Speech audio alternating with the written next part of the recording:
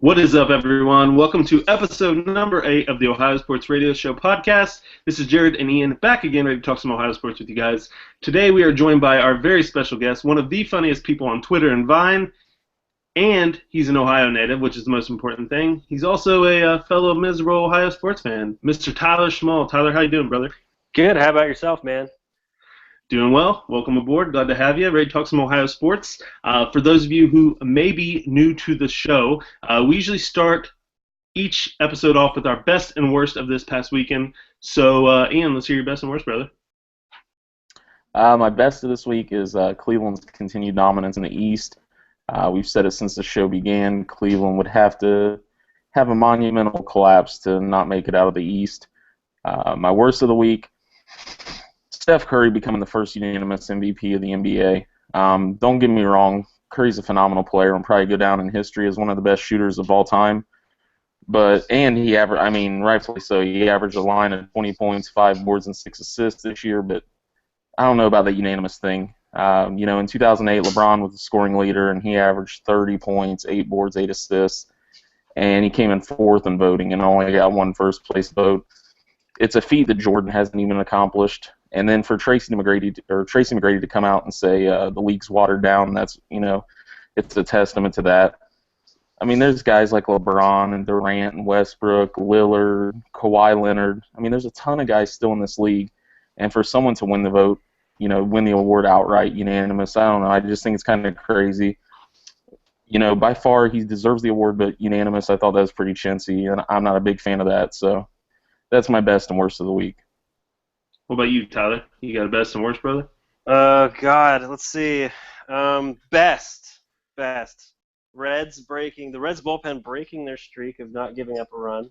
That is very good. Worst, they're starting a new one.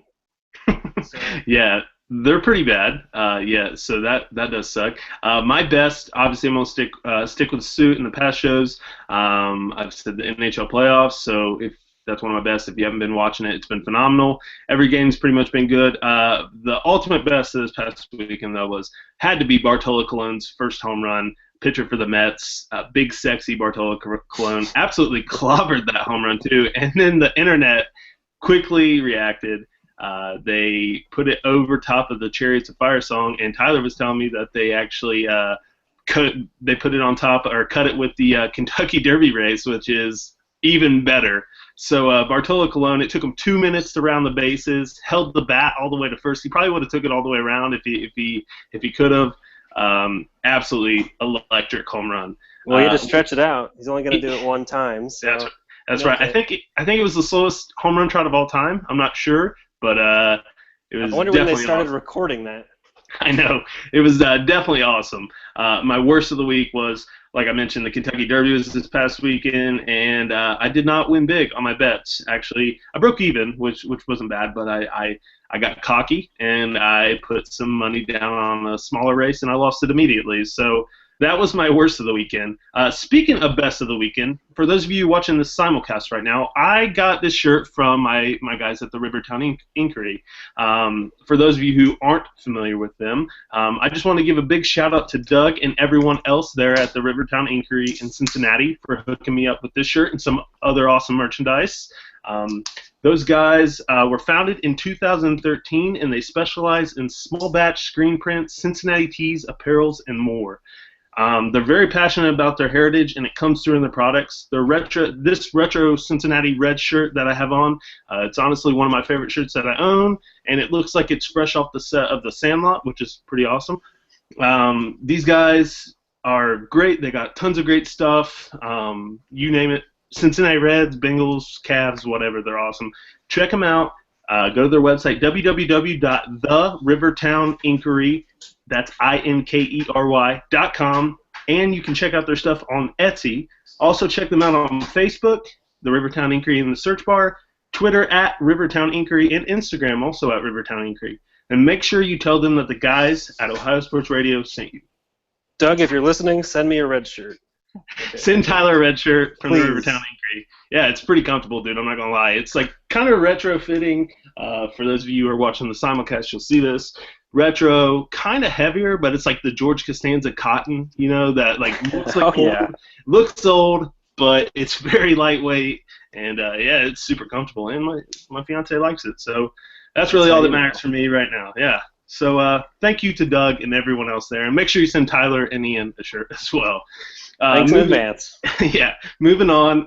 We're going to do top 5. So for those of you who may be new to the show, we usually do our top 5. It coincides with something that's going on in pop culture today. For those of you who are listening to this show, you're probably listening to it on Friday the 13th. So we're going to do our best athletes to wear number 13. So Tyler, I'm going to let you start. Give me number 5. We'll go around and get Ian's 5th, and then my 5th, and we'll just work down the list. So number 5 on your list of best athletes to wear number 13. You really couldn't have picked a worse number. Let's see. There are so few great athletes that wear 13. I think there are exactly 5. Steve, I'll say Steve Nash is 5th. Okay, so Steve Nash is 5 for you. Ian, what's number 5 on your list of best athletes to wear number 13?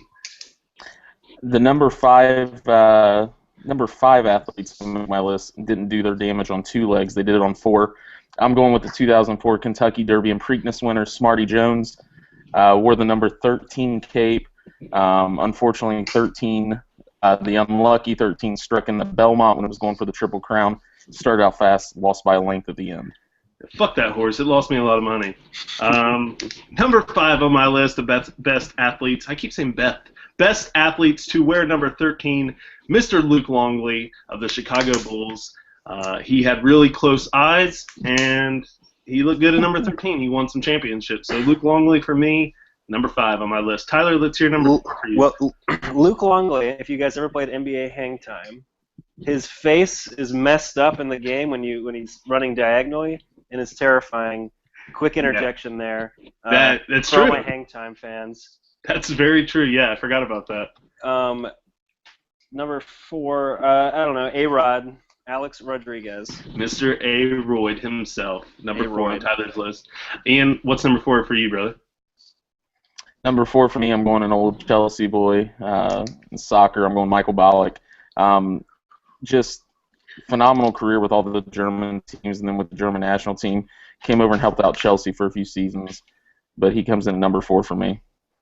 Yeah, he was a good player. I hate Chelsea, but he was a good player. Number 4 for me, I'm going Wilt Chamberlain. Number 13 on the court, and he also slept with 5,000 women, which is an unbelievable feat. So, yeah, I'm going number 4, Wilt Chamberlain, Wilt the Stilt for me.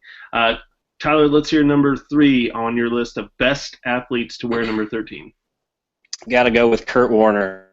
I'll never forget watching him just dominate in the 2000 Super Bowl against Eddie George's Titans, and then Kevin Dyson just barely not getting a touchdown there at the end. Probably the most heartbreaking moment of my childhood. Yeah, the greatest show on earth. You guys remember that? I do. It was pretty miserable. That Rams team was awesome, though. So Kurt Warner was the beast for sure. But yeah, Marshall Faulk, Kurt Warner. They had Torrey Holt, I think, was on that team, wasn't he? They had a really good team. Oh yeah, of course. Yeah, Isaac they had Bruce, maybe. Isaac Bruce. Yeah, they had a really good team. So Kurt Warner is coming in at number 3 for you. And what's your number 3 for you on your list of best athletes to wear number 13? Tyler already mentioned him, but I'm going A-Roy, number 3. Funny because he's also worn number 3, but A-Rod coming in at number 3 for me. One of the best home run hitters in our time. He's had quite a bit of help with those home runs, so I'm not going to get into that, but yeah, A-Rod number 3 for me. The thing about A-Rod that's really weird about him is he always dates like supermodels and celebrities like way out of their prime. Like he was dating Kate Hudson in 2015. Like if you got her in like 2006, that's just cream of the crop. He always gets like really. I think he's dating like the executive of Google's ex-wife. She's like 55 or something. He's super weird. A-Rod's a super weird guy, and apparently like he loves like high-priced prostitutes and stuff. That's what I read, like $200,000 prostitutes. But whatever, you got the money. To each his own. To each his own, absolutely. Number 3 for me on my list of top 5 best athletes to wear number 13, I have Mr. Pavel Datsyuk, one of the best players to ever play the game, 2 Stanley Cups. He was a great player, Detroit Red Wing. So, yeah, Datsyuk comes in at number 3 for me. Tyler, let's hear number 2 for you. I recently watched 30 for 30 on this man. Got to go with Dan Marino. Danny M. That Elway to Marino. That was good. I watched If you've ever seen it, it is really good. I think I watched that 2 days ago, and it makes it. Yeah, I think I watched it 2 days ago also. Yeah, it makes it even better that the Bengals passed on Marino for a fucking center who played 1 year. So I thought it was a great pick. Yeah, it's a really great pick. Ian, let's hear number 2 for you, brother. At center had a high motor, is what I always heard. But number 2 for me, going Omar Vizquel. Second coming Ozzie Smith, great career in Cleveland. Fun to watch him in the field. He dazzled everywhere he went. Now he's a first base coach for the Detroit Tigers. Saw him last night as Scherzer was dominating the Tigers and sitting them down. So he had a pretty easy job last night since not many guys were getting on base. But Omar Vizquel, number 2 for me. And Omar Vizquel is your girl Brianne McLaughlin, one of her favorite athletes of all time. So that's pretty awesome. Number 2 for me is Mr. Steve Nash.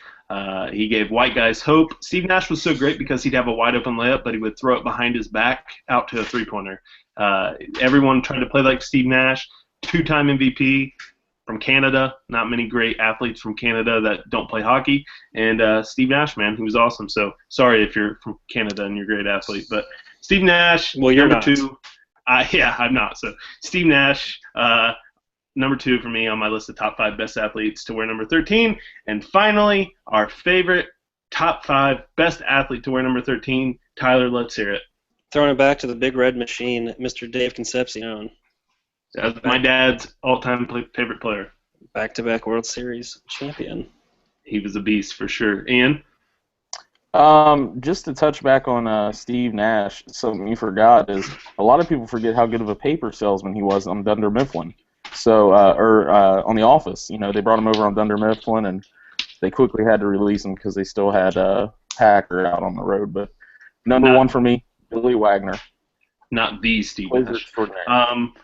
Yeah, number 1 for me, Mr. Dan Marino. Tyler mentioned earlier. Like he said, he watched the Dan Marino, the Elway to Marino documentary, 30 for 30. It's really great, by the way, if you haven't seen it. But Marino, for me, he's been on a lot of my top 5 lists in this show that we've done.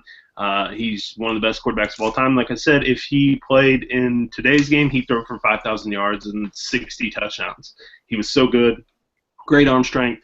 Unfortunately, he could not win a championship. But, yeah, number 1 for me on my list of top 5, and that's our top 5. So thank you, guys. Let's move on. Let's talk a little Ohio sports. Ian, not much going on in football right now. Your Cleveland Browns, all they've really done is they signed wide receiver Jordan Payton and linebacker Scooby Wright to rookie contracts. That's about it. Yep, love the signing of both these guys. Jordan Payton, all-time receptions leader at UCLA, going after guys that can catch the ball. I guess that's what you need when you don't have any wide receivers on your team except Terrell Pryor. So Jordan Payton, good signing. You know how much I love Scooby Wright. I hope he's going to go down as one of the Browns' greatest players of all time. But with all that hype that I'm throwing his way, he's probably going to have a season-ending, actually a career-ending injury this season. So we'll see how it goes. But I love the signing so far of Peyton and Scooby. Yeah, and so we're still working on getting Scooby Wright on the show as well. So that'll be pretty cool. But yeah, not much. Wait, actually? Yeah, actually, yeah. That'd be sweet. Yeah, but way better than me. No, they have big shoes to fill following you, for sure. Yeah, not much going on with the Browns, though. It's kind of a dead period right now in the NFL. But the Bengals, however, have done a couple things. There is some news to cover. They did sign their third-round draft pick linebacker, Nick Vigil. They signed him to a 4-year, $3.1 million deal.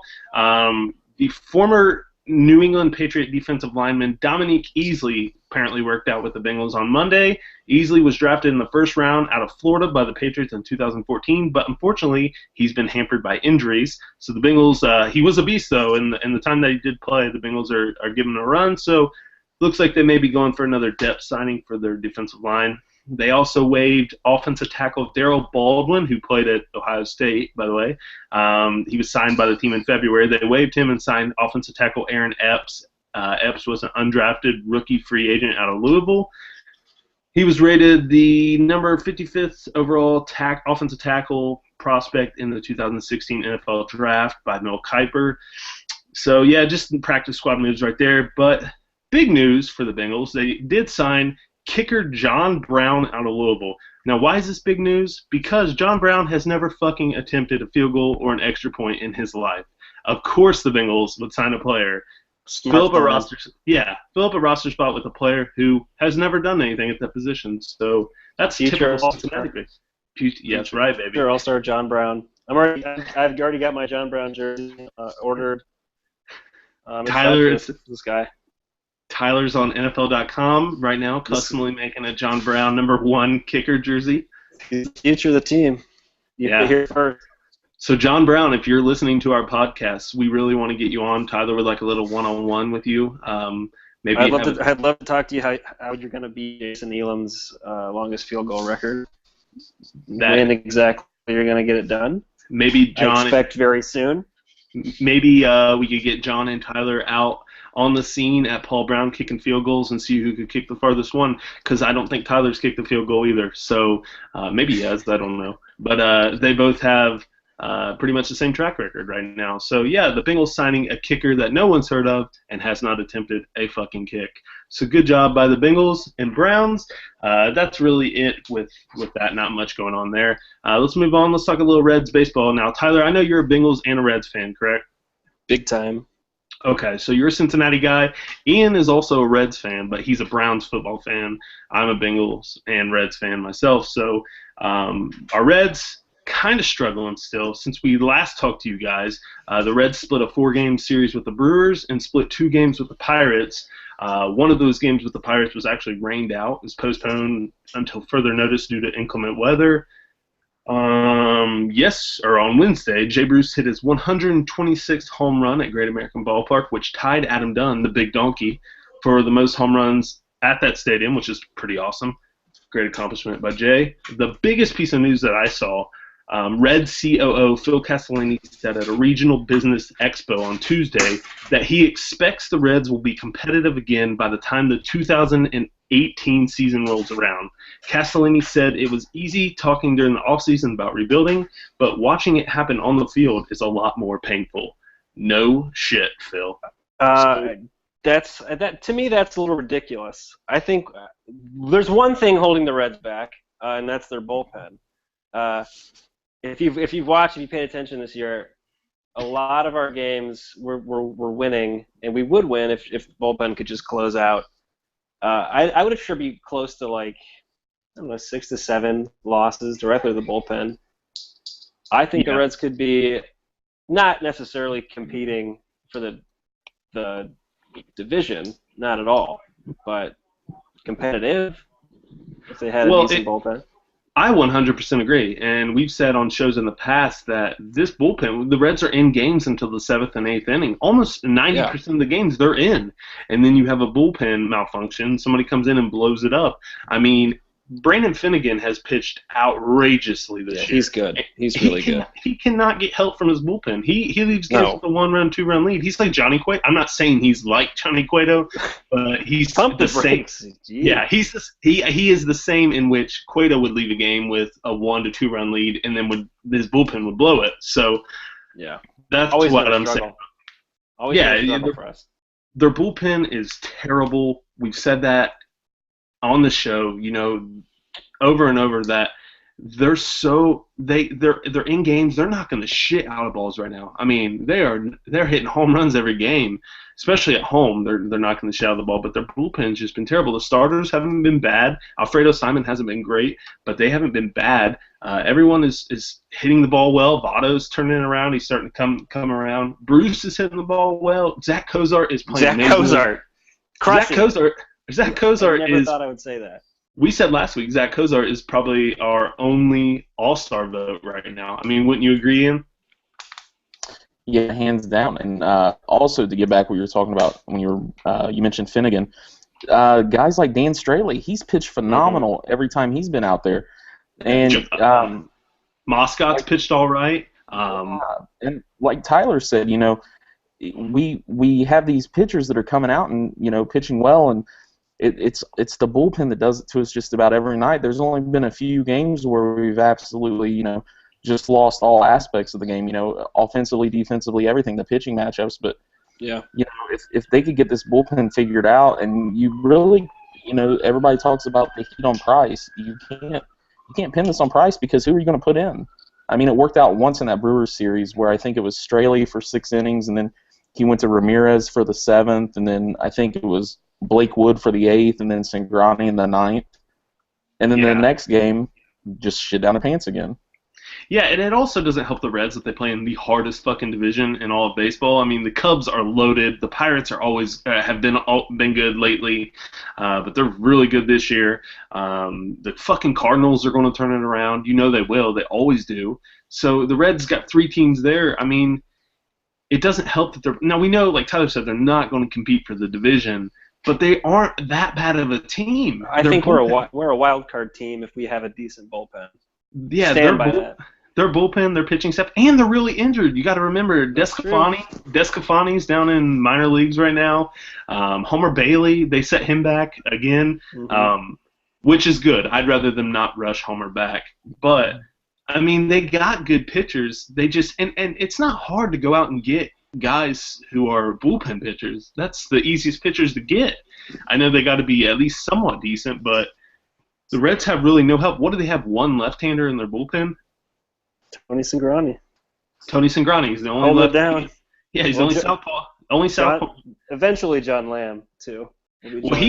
John Lamb's actually pitched all right. You think he's got a bid for a rotation? He pitched all right in his start. What do you go, like 6 innings, 6.2 innings or something like that? Yeah, I thought he looked good, too. Yeah, so I went to that game against the Giants and he pitched well in it.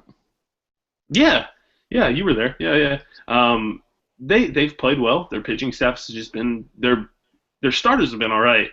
Alfredo Simon's had a few bad games, but their pitching staff in general, the bullpen has been dog shit. I mean, it is terrible. I think they had given up like 40 home runs or something like that. Don't quote me on that, but it was like a stupid statistic like that. Like, they're giving up way too many runs out of the bullpen. Their starters don't have help. The defense has been all right. The hitters have been great. Billy Hamilton's hitting the ball. If Billy Hamilton's hitting the ball, things are going well. Yeah, he's getting help from Joey Votto, I think. Votto has been great.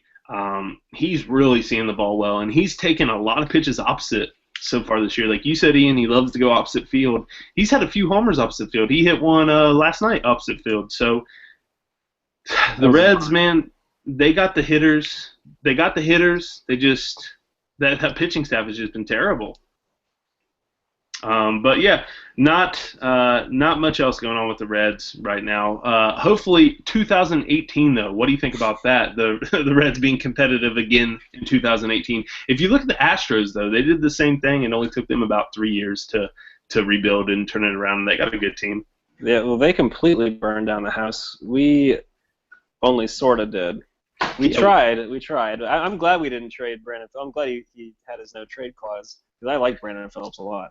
I would guess Jay Bruce is traded before the All-Star break. Yeah, unfortunately. I think he could be part of the rebuild too, but he's also got a large chunk of salary. Yeah, our first baseman's making $25 million a year until 2024. I crunched the numbers once. He makes $15,000 an at bat. Jesus Christ, that's ridiculous. I think Giancarlo Stanton makes like $36,000 in a bat. Oh man, I can't imagine. Stupid. There's still no one I have more confidence in seeing than Joey Votto when he steps to the plate. Everything he does, I just feel like he does it on purpose, even if he strikes out looking. I just feel like he meant to do that. He's like a machine. It's strategic. He doesn't want the pitcher to know where he's going with the ball next time up. So yeah, he's incredible. The Reds are, like we said, it's the bullpen, man. The bullpen's been terrible. They've been in every game, so it's going to be a long year. Reds fans, just stand by the team. I mean, hopefully they can put a winner out there before 2018, but we'll see. I don't know. That's what a rebuild is. Like Tyler said, we're not all the way in on a rebuild, but I would expect more pieces to fall. Moving on, let's talk a little Columbus Crew SC. Now, a big piece of news happened on Thursday. The Crew traded away their leading goal scorer, Kei Kamara, to the New England Revolution in exchange for general allocation money, targeted allocation money, a first-round draft pick in 2017, and a second-round draft pick in 2018. The Crew will also receive one of New England's international roster spots for the rest of 2016, and Columbus will retain the fees if Kamara gets transferred to any club outside of the MLS. Now, this all stemmed from Columbus's match against Montreal last weekend. The Crew were awarded a penalty kick. Kamara already had 2 goals at the time and wanted to take the penalty kick to complete his hat trick. Now, Federico Higuain wanted to take the kick himself. Higuain ultimately ended up taking the kick and scoring. After the game, Kamara had a few choice words to say in his post-game press conference. He said, and I quote, "We scored a lot of goals, but there was no team play. That completely explains the way me and Federico behaved on the penalty kick.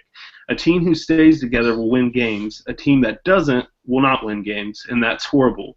Kamara also went on to say, "It's selfish. That's not teammates. That's selfishness. I haven't really had to depend on Higuain at all. How long have I been here? How many goals have I scored? How many have come from his assist? 1, maybe 2? I don't depend on him. I depend on Ethan Finley. I depend on my outside backs to pass me the ball." Kamara was suspended 1 game for his post-game comments and then eventually traded. Now, Tyler, I know you are a Columbus guy and you follow the Crew.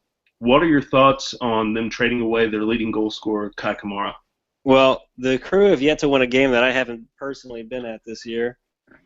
So, and just watching Kamara has been somewhat frustrating this year because I feel like he doesn't do a lot to get open. Or he's he got all this pent-up rage and is passive-aggressively taking it out on the field.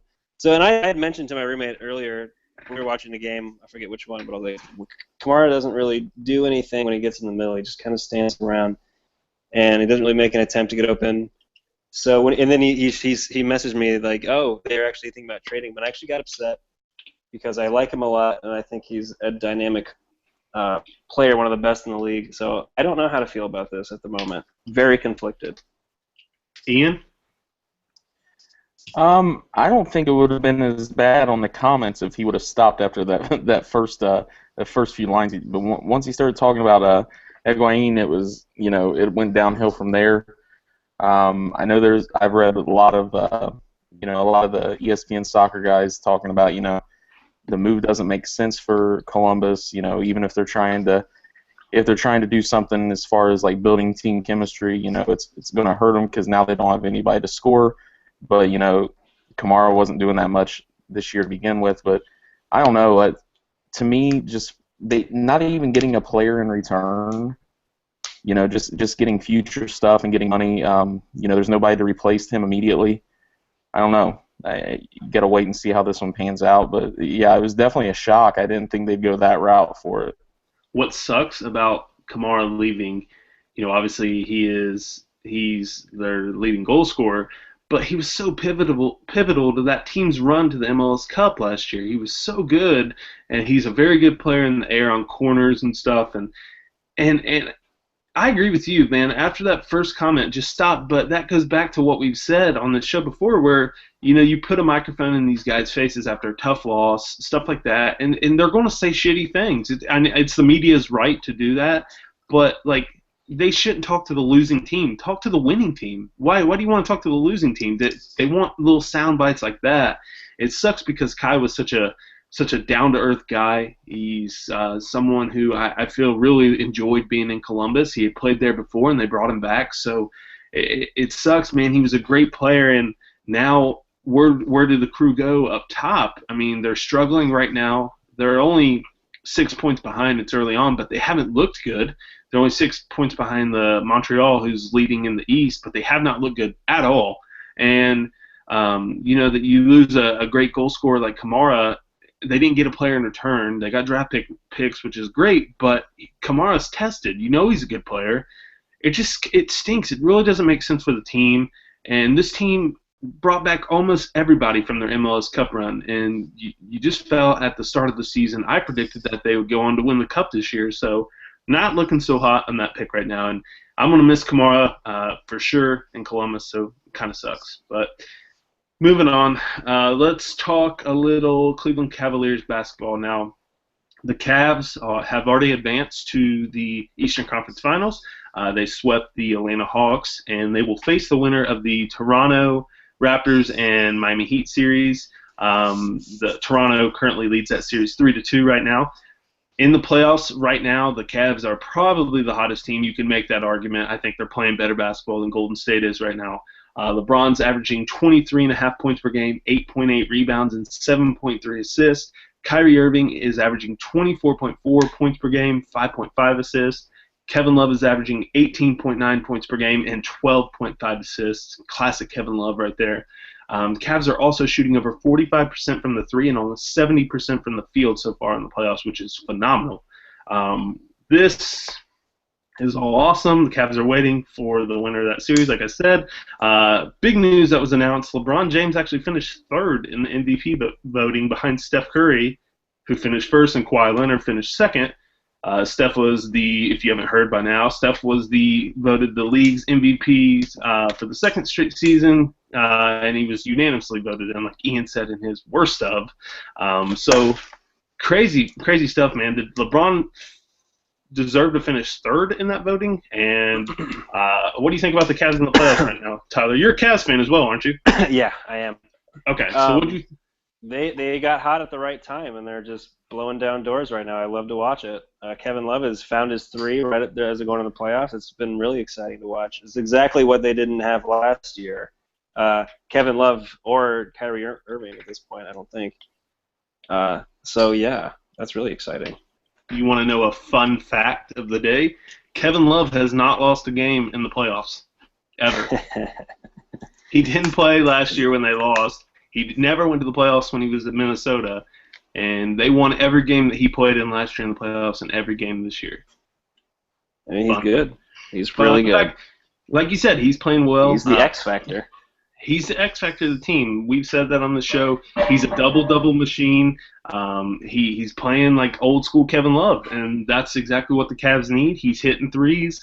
Kyrie's putting buckets on everybody, and LeBron's doing LeBron's thing. So they look good. The Cavs look good. You can arguably say that they're playing better ball than anybody in the playoffs. What do you think, E? This has to keep going. I was talking to a buddy last night, and we were watching the Trailblazers and Warriors game, and he said, do you think the Cavs stand a chance? How hot they've been playing? And I said, it's still iffy. The Warriors are proven that they stick together and they play great team ball. But the Cavaliers, Jared, those lines that you read off, what they're all averaging, that's got to stay consistent throughout the finals if they get to the finals against the Warriors. You can't have LeBron go off for 40 and then Kyrie have an off night or Kevin Love have an off night. They need all three of those guys because Steph Curry is going to bring his, Klay Thompson's going to bring his, Draymond's going to be a triple-double every game. You gotta have production from more than just one player. It's not a one superstar league anymore. It's going back to the team ball. You gotta play well as a team. You gotta win as a team. And Jared, you've said it several times. This going into the playoffs, this team didn't look like they were gelling well. Golden State's a well-oiled machine.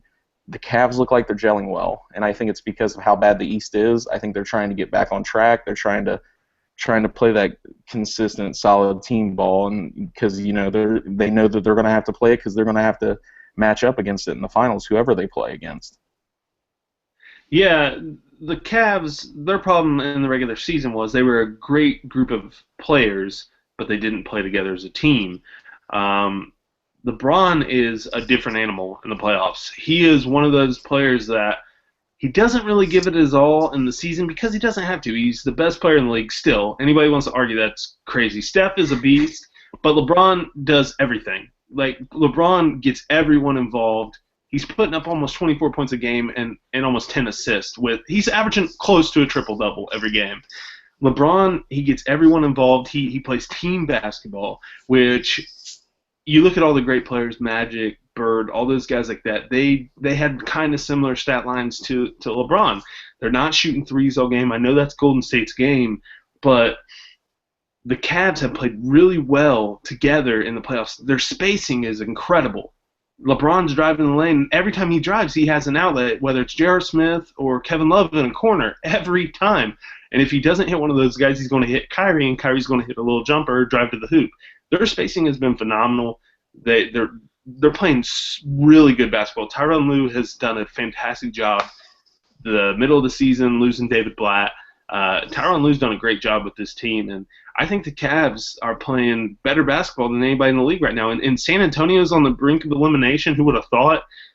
It looks like OKC is going to give them all the trouble they can, and not San Antonio, but Golden State had trouble with Portland. I know Portland didn't end up winning last night, or on Wednesday, but they gave Golden State trouble, and OKC looks really good right now. They could give Golden State a series, or San Antonio, for that matter, if they end up winning. But who knows? But the Cavs are playing really well. I don't think Toronto or Miami will be able to play with them. I think the Cavs could sweep their team.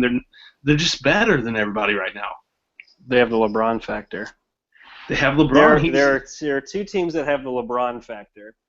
You have the Cavs, who have literally LeBron, and then you have the Warriors, who their LeBron factor is Steph Curry. The Curry factor doesn't exist yet. I don't acknowledge it. It's still a LeBron factor to me. Yeah, I mean, would you argue that LeBron's still the best player in the league, despite everybody's love affair with Steph Curry right now? The best all-around player, yes, I would say. Steph Curry can hit a half quarter with his eyes closed, but that doesn't make you like. He's really fun to watch. Don't get me wrong. I love watching him play, but he's not better than LeBron James. What's funny about Steph Curry is America is fascinated with building people up, putting them on a pedestal, and then breaking them the fuck down. They do it with literally everyone. Steph Curry is on the highest pedestal right now, and that pedestal is going to come tumbling sooner or later. It just will. That's just what America does. He is a fantastic player. One-on-one, LeBron every time. LeBron will take him every single time. Yeah. He's a better defender than Curry is. He's stronger. He can literally get to the hoop anytime he wants. LeBron, if he touches it, goes to the hoop. I don't know why doesn't he do it every possession is my question. That's what I'm saying. The one thing that's been wrong with LeBron is his jump shot has been off this playoffs. It's been off, and he's still putting up 24 points a game. So LeBron, I will say it, until he quits, until he's done, it's his league. Kobe kind of passed the torch to LeBron. It was Kobe's league until he retired. Now it's LeBron's league. I know Steph's awesome. Don't get me wrong. I love watching Steph, like Tyler said. He's a phenomenal player, but I still think it's LeBron's league. And speaking of that, I mean, what do you guys think about LeBron finishing third in the MVP voting? I think I don't think third is right. Second, I could believe, but I don't think third is right. Kawhi had a good year. Kawhi had a great year. Don't get me wrong. But he's not. Is he LeBron James? Let me ask you that one. Let me ask you that question. If the answer is no, then he does not belong at 2. I thought Russell Westbrook kind of got the shaft. I mean, he had 18 triple doubles this year. That's stupid. That's dumb statistics. I think we're kind of numb to the whole triple double thing right now. But 18 triple doubles in the season is dumb. It's so dumb. And for him to finish 4th in the MVP voting is stupid. I thought Kawhi had a great year. I thought Steph deserved the MVP, but I don't know about unanimously. The funny thing about that is Brian Windhorst has a vote, and he voted Steph Curry, which is kind of weird because that dude jerks off to LeBron. Like that's his meal ticket is LeBron James. So do you think like LeBron is kind of exile Brian Windhorst? I mean, that's your boy.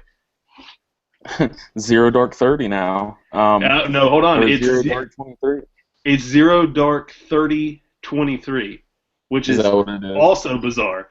That's super weird too, by the way. How that even flew under the radar when nobody talks about that. Not Zero Dark 30, not Zero Dark 23, which would have been catchy. It's Zero Dark 30 23. Dumb. To point out the way the voting lined up, I want to go back to what Tracy McGrady said, talked about how watered down the league is. Jared, you mentioned it with Westbrook. There's so many guys that get the shaft in these votes because you've got the cream of the crop that rises, but there are so many good ball players in this league, and the league is in such a good spot right now, especially with Adam Silver running as commissioner. But you've got so many good players that are up at the top, and yeah, the Windhorse thing blows me away. Why he didn't give LeBron a vote, because he should have been thinking about that. Like, okay, I could see people, pouring it on to Curry, but him voting Curry blows me away. I like Kawhi Leonard. I don't know if I place him in second, but Kawhi is just amazing on defense, and he creates a lot of his own shots. He's great one-on-one with guys, and it blows me away, like you said, Jared, how the Spurs are getting all they can handle and how they're on their way out, because I think the Spurs really had a shot at knocking the Warriors off. But it blows me away that it was a unanimous vote. I don't care for it. Something that Jordan didn't even do. So, and Kobe didn't do it. And you said that Kobe passed the torch to LeBron. LeBron hasn't done it. It blows me away that we're starting with Curry. So I don't know. Yeah, he's a flame of the week. I mean, I'm telling you, they'll break him down. Something's going to come out about Steph Curry sooner or later, and the America will break him the fuck down. It just happens with every athlete, happens with every celebrity. It just happens. We love to watch the world crumble. So back to Kawhi Leonard real quick, a little thing about him. I don't know if you guys heard this or not. He signed like a $100 million contract in the offseason. He drives like a 1997 Trailblazer. Like, that's his car that he will not get rid of. They said that when they go to the grocery with him, he is an extreme couponer. Like, they pay him like nickels when he leaves, and he walks away with like 18 bottles of 18 bottles of like Downy detergent.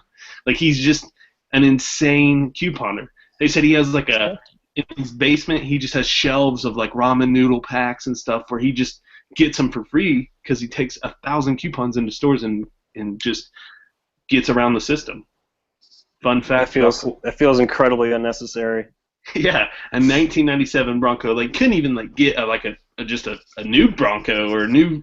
Do they make new Broncos? Just a new car. The Escape. Yeah, just a down to earth everyday car. Like you got a $200 a month payment, something like that. Like, no, the dude legit drives like a rusty 1997 Ford Bronco. So, little fun fact about Kawhi Leonard.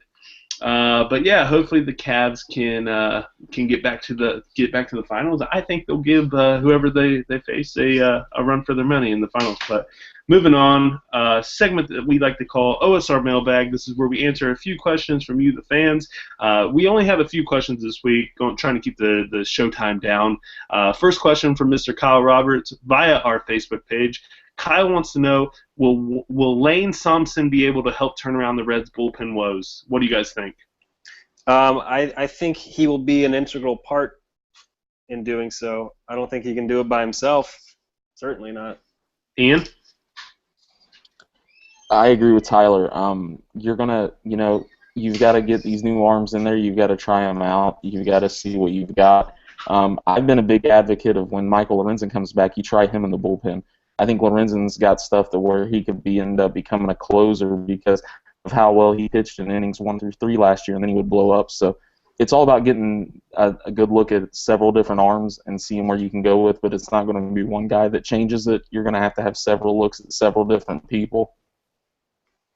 Yeah, I agree with you guys. You need the players ultimately to turn it around. The Reds just need to.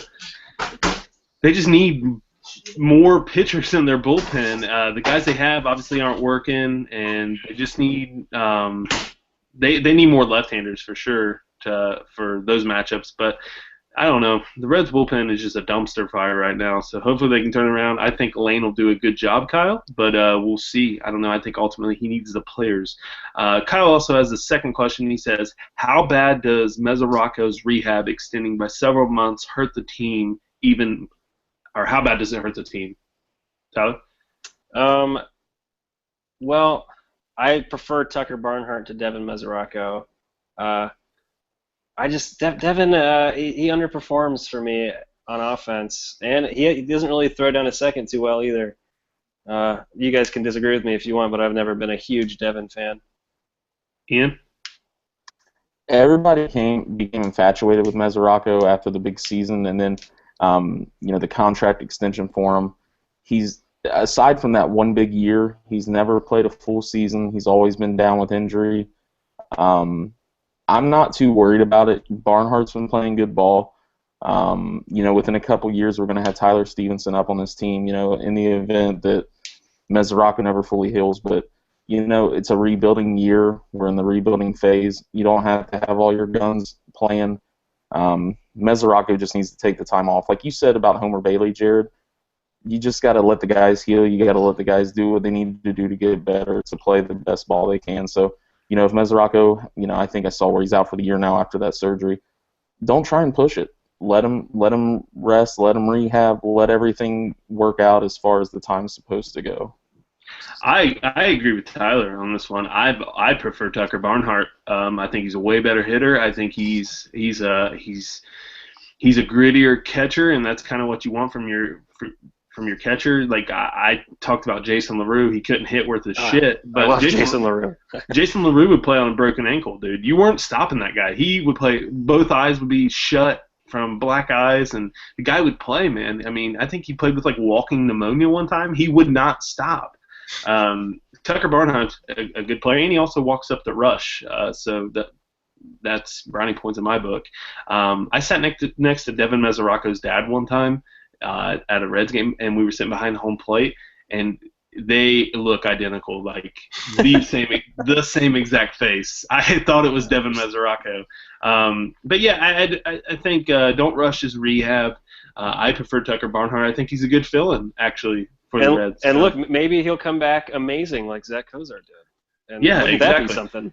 Kozar, he was playing pretty good ball last year until he got hurt, so I think he's picked up right where he left off. And, going into the season, he was kind of one of those players that we were on the fence about, like, hopefully, Kozar's got a good glove. We never argued that, but hopefully his bat, picks up and does a little better. The guy's been phenomenal. I mean, shortstop has always been a question mark for the Reds. We never had a solid one. Going back to like Paul Janisch, back when he was the everyday. And then from there was a revolving door of old veterans, Orlando Cabrera, Edgar Renteria, and then just to have someone solid there every day that's dependable is a breath of fresh air to me. Yeah, I completely agree. And we were talking about second base, how much of a luxury second base has been for the Reds. I mean, you have players like obviously Joe Morgan back in the day. We had Pokey Reese. Pokey Reese was the man. Yeah, you have Brandon Phillips, who's arguably one of the greatest second basemen in the field of all time. The Reds have been lucky on that side of the infield. Joey Votto's, Sean Casey. Yeah, I mean they've had so many great players on the right side of the infield.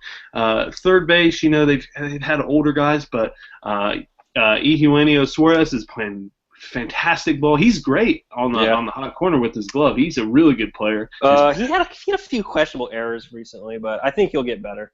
Yeah, he's it's one of those players that they knew going into it. At third base, he was going to have those kind of mental mistakes every now and then. But, dude, he has made some really good diving catches, some stabs. He's made some really good plays. He's got a strong arm, too. Yeah. But his bat is such a weapon for the Reds. Every time he hits someone, I love it. It makes a great sound. Yeah, his bat has been phenomenal. And the Reds, this season is really all about just their young guys developing, getting better. It's going to suck. So I've actually enjoyed watching it more than I did back when we were good, but were we going to make the playoffs good, it's just it's relaxing to me. Tyler Holt had a great game. I can read into it more. It's fun. I'm the same way. Duvall's been great. Yeah. Schebler's been all right. Schebler swings for the moon every time he swings. I've said that a million times on the show, but that kid's bat, if he connects on one, it's going to the fucking river because that kid can knock the shit out of the ball. But thank you for the question, Kyle. We do appreciate it. Moving on, next question from Mr. Jake Newman. Jake wants to know, what do you guys think about NFL Film's making a Football Life special on Chad Johnson. What moments do you hope you see included in the show? Now, Ian, I know you are a Browns fan, but you had to have some favorite Chad Johnson, a.k.a. Ocho Cinco moments. Tyler, I know you're a Bengals fan. Let's start with you. Oh, man. I was not expecting to talk about Chad Ochocinco today. Let's see. Where do you even start with this guy? Probably my favorite and most disappointing season of his was when he was opposite of T.O. I don't know. I guess that was a fun season. But when he wore Chris Henry's jersey under his jersey and lifted it up in the end zone, that was a nice moment. Yeah, as a lifelong diehard Bengals fan, Chad was great. I loved him, and then he changed his name to Ocho Cinco, and things started to go downhill. Like it became a circus act. I felt like he like AJ Green scores touchdowns and hands the ball to the ref, and that's really all he cares about. He just cares about putting up numbers. Chad became like, what dance is he gonna do next? He was in that whole time where it was putting on the fake Hall of Fame jacket, etc. Things like that were just like, God, man, just like shut up, just play football. I hope one thing that they put into this, now this is kind of a negative thing, but when he got destroyed by Joey Porter going across the middle, and they did that interview with him post-game, and he had a blatant concussion. I mean, absolutely 100% had one. He didn't know where he was, and they did an interview with him, and he had no recollection of that hit. He's like, wait, what? What hit? That interview is one of the funniest things on the internet. So I hope that's on there. I don't know. There's tons of great moments of Chad. I mean, I know you're a Browns fan, but do you have any specific moments that stick out? Obviously, it's going to be tough to get these moments on film, unless someone was there actually shooting video of it ongoing. But, it's frustrating when, Jared, you talked about, when he became Ocho Cinco, it was more like, what dance is he going to do next? And they kind of got away from the game of football. But he did so much for the community off the field. And the stuff he did for the kids and, going to the hospitals and taking kids to the malls and stuff like that, I hope it's not just a documentary to show, of how he became like a clown on the field. But, it really goes back and it talks about some of the stuff that he did off the field because, no matter how big of a circus it was in Cincinnati in some of those years and what he was doing on the field and the dances and whatnot, he was doing a lot off the field for kids. And, he grew up in a rough part of town and he had a tough upbringing. And, it seemed like every holiday he was spending time with the kids in the community and taking them places. He did that stuff up at the Dayton Mall, Jared, where he took the kids to Foot Locker and, let him get a pair of shoes and it was all on his tab and he was taking kids to Toys R Us and stuff. And he also, that was when Xbox 360 just came out, he took them all to Foot Locker and bought them all a pair of shoes, and then he also took them to GameStop and bought them all an Xbox 360 and NFL Madden, which is awesome. I mean, that is just, you don't hear things like that from athletes as much as you should, so I completely agree, and he was awesome.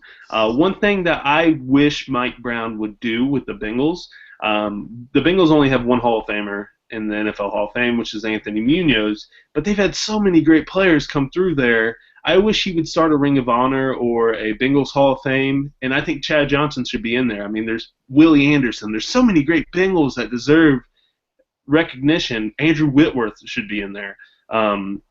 So many great players that deserve recognition, and the Bengals don't have that. They're one of the few teams that don't have a Ring of Honor or a Hall of Fame, and I think Chad Johnson most undoubtedly deserves to be in there. But that's a great question, Jake. Looking forward to that documentary. I love stuff like that, so it'll be cool to see an inside look at Chad's life. So thank you for the question, brother. And thank you to everybody else who sent in questions. Let's end our show with a bold prediction that we believe will happen in this upcoming week of sports. Ian, I'm going to let you start. What's your bold prediction, brother? My bold prediction is the Reds are going to roll into Philadelphia. For those of you listening to the podcast, it is actually going to be today on Friday. Finnegan will win tonight. Adelman will win on Saturday, and Straley will win on Sunday. The Reds will sweep the season series with the Phillies, who are actually playing pretty good ball right now. Tyler, you got a bold prediction? Do I? Well, let's see. Let me check a score real fast, and then why don't you go while I check this? And then... Okay, I'll go. My bold prediction, I believe the Cleveland Cavaliers will sweep whoever they face, whether it's Toronto or Miami, in the Eastern Conference Finals. Okay, here's one. since it looks like the Spurs are getting eliminated, I will say this is not going to happen. I'm going to say that's my disclaimer here. But Okay. Your bold prediction is the Spurs will not be swept. No, that may be, but no. Thunder in 7 against the Warriors. That is a good bold Book prediction, it. sir. Book Okay. it. Book it down. Head to your bookie right now. Tyler says so. But thank you, Tyler. Want to thank you for joining us on the show, man. We really do appreciate it. It's awesome to talk Ohio sports with you. I know you're miserable. Great. You're miserable, constantly upset. Yeah, like you told me, you said it was a cyclone of misery, I do believe was your quote, being an Ohio sports fan, and I 100% agree. We should get T-shirts made up of that and sell them on our website and give Tyler a cut of it. So let's do that. That's it. We really do appreciate you joining us, man. Hopefully you'll want to come back maybe a little later in the Red season or start a football and talk some more sports with you. We'll be absolutely, man. We would be glad to have you on our show at any time, man. You're awesome. One of the funniest guys out there. Make sure you guys go check out Tyler on Vine. He's got some of the funniest stuff on there. And also follow Tyler on Twitter at Tyler Schmall, TylerSchmall, at Tyler Schmall on Twitter. One of the funniest guys on the internet, brother. We appreciate it. Thank you to everyone who continues to download our show. Check it out. Subscribe on iTunes, Ohio Sports Radio Show in the search bar. Make sure you leave us a review while you're on there as well. Check us out if you're an Android user, check us out on Stitcher and Google Play Music. We're also on there as well, so that's cool. Check out our website, ohsportsradio.com, updating it daily. We want to welcome Alex Kakaris as a new writer to the website. Alex, glad to have you aboard. Also, follow us on Twitter, at Ohio Sports Radio, Instagram, at Ohio Sports Radio. Like us on Facebook, Ohio Sports Radio, in the search bar on Facebook. Thank you to everyone who continues to support us. We do appreciate it. And Ian, Tyler, it was great having you again, brother. Hopefully we have you on Definitely. again. Yeah, we will see you guys next week on the other side with episode number 9 of the Ohio Sports Radio Show.